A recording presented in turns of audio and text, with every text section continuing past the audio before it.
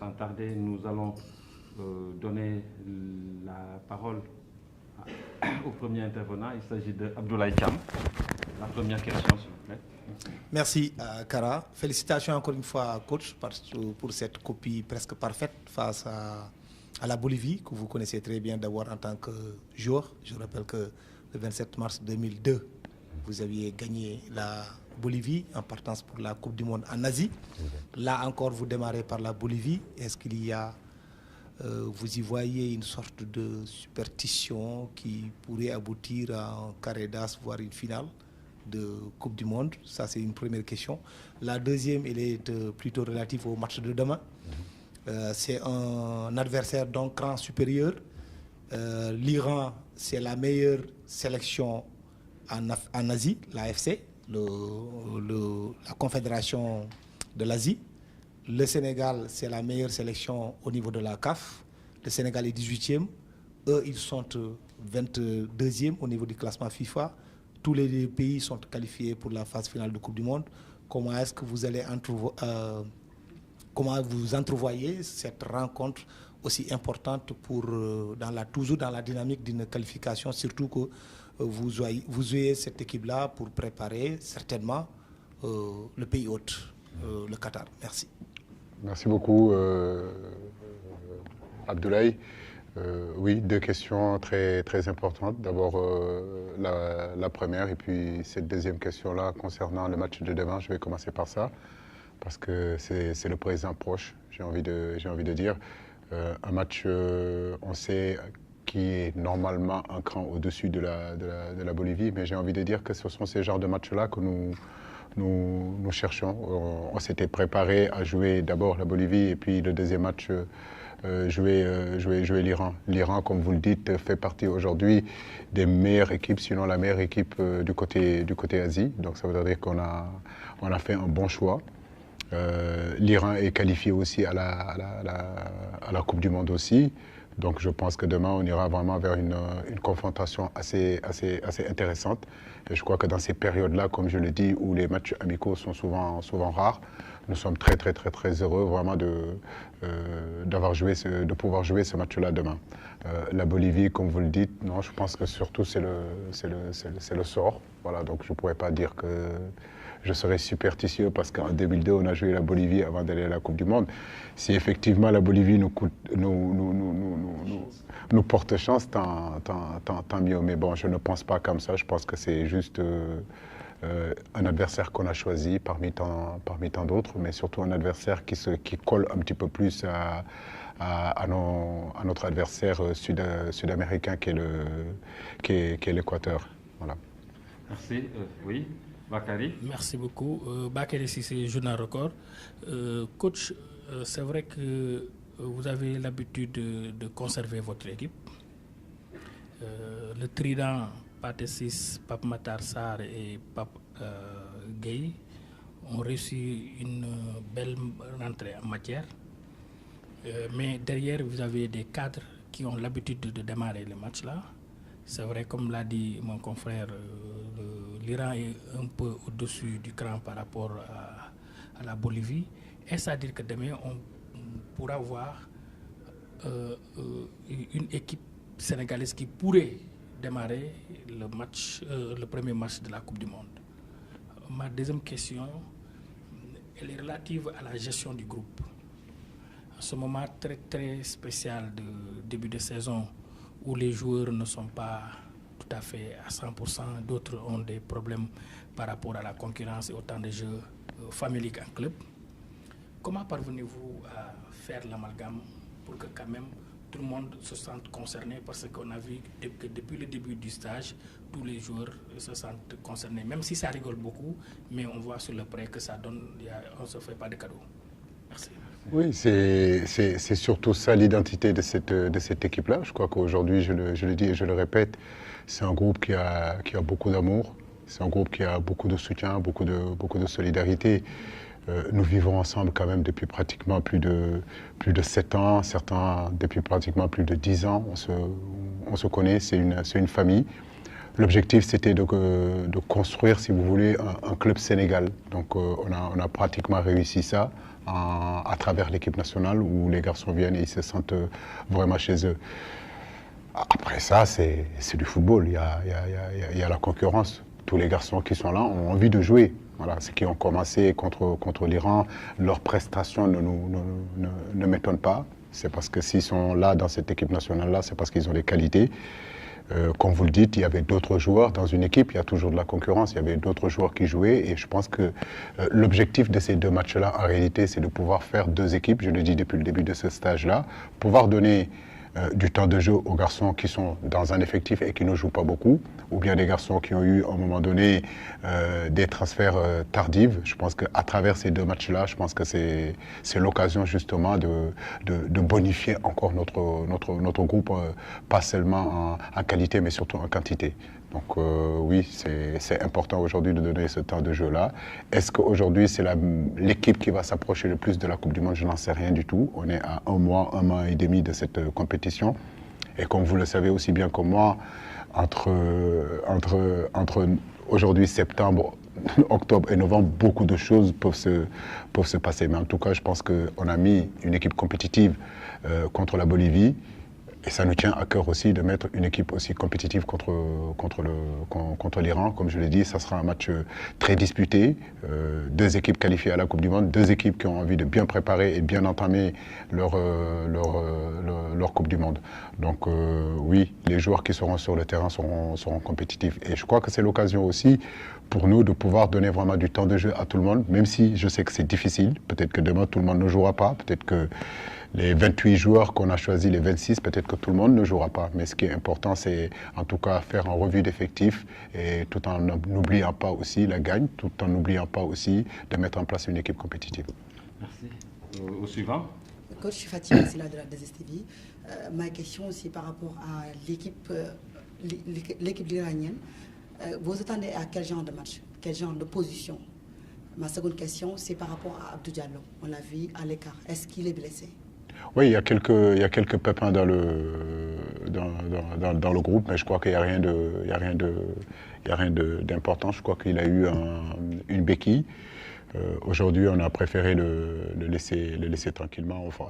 On fera le point. Excusez-moi. Sinon, comme je le dis, c'est l'occasion aussi de donner du temps de jeu à d'autres. Il y a un garçon comme Cheikhou qui est capable de jouer, un garçon comme Pape Abou qui est capable de jouer. Donc sur ce plan-là, pour moi, il n'y a pas de problème. Maintenant, l'Iran, comme vous le dites, j'ai répondu tout à l'heure à votre collègue, c'est un match sérieux, c'est une bonne opposition et je crois qu'aujourd'hui, on a fait des kilomètres et des kilomètres pour pouvoir jouer ces genres de matchs-là. Voilà, donc on est heureux d'être là, on est heureux de rencontrer une très bonne équipe iranienne et surtout continuer dans la dynamique qu'on est en train d'avoir depuis quelques temps. Merci. Au suivant. Thank you, Coach. In English, I can. Yeah, you introduce yourself.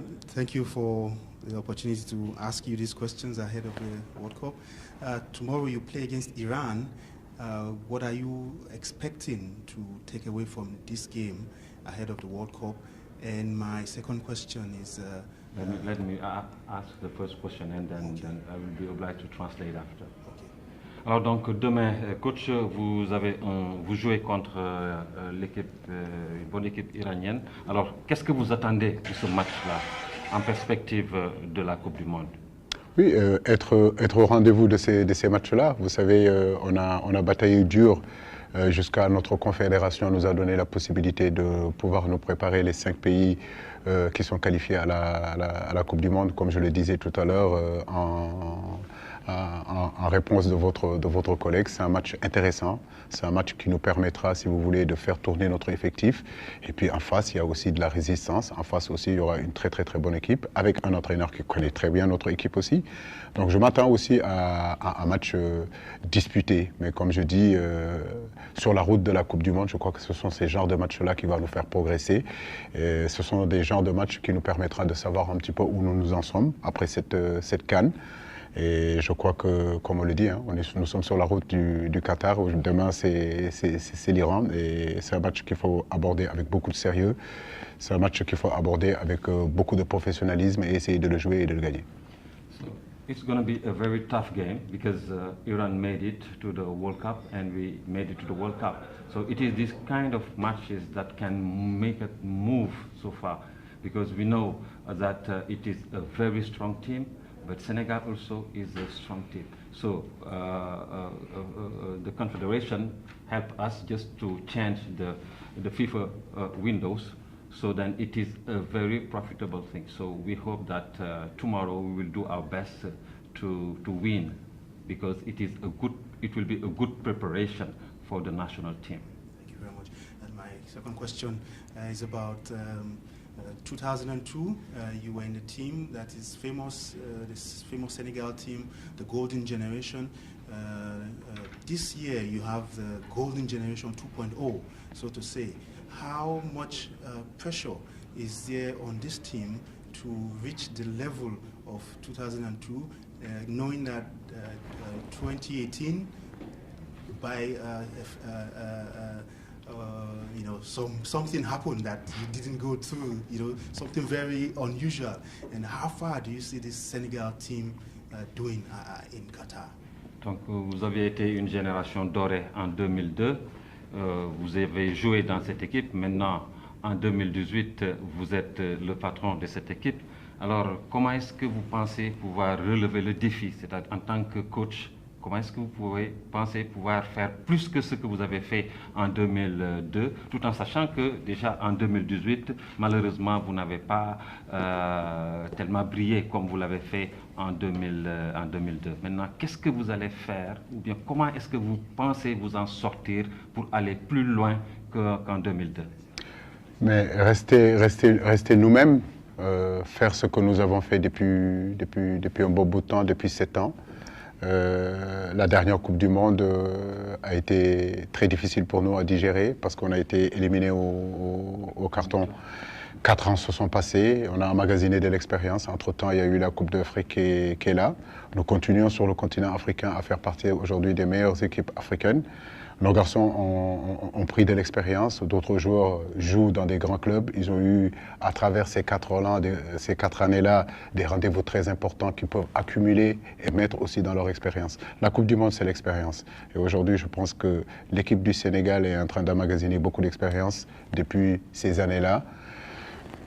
Aller à cette Coupe du Monde-là, nous avons des ambitions, mais comme je le dis, il faut d'abord prendre les matchs les uns après les autres. Aujourd'hui, notre objectif, c'est de sortir de cette poule-là, d'abord, et après on sait que dans ces matchs éliminatoires directs, 8e de finale, quart de finale, on a assez d'expérience pour pouvoir vraiment dire notre mot dans cette compétition-là.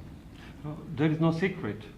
What we're going to do is just to keep on working. We have been working for 7 full years, so there is no way then we step back. We are going to keep on pushing. It's true that it has been very bitter in 2018 because of the problem of yellow card. We were ousted.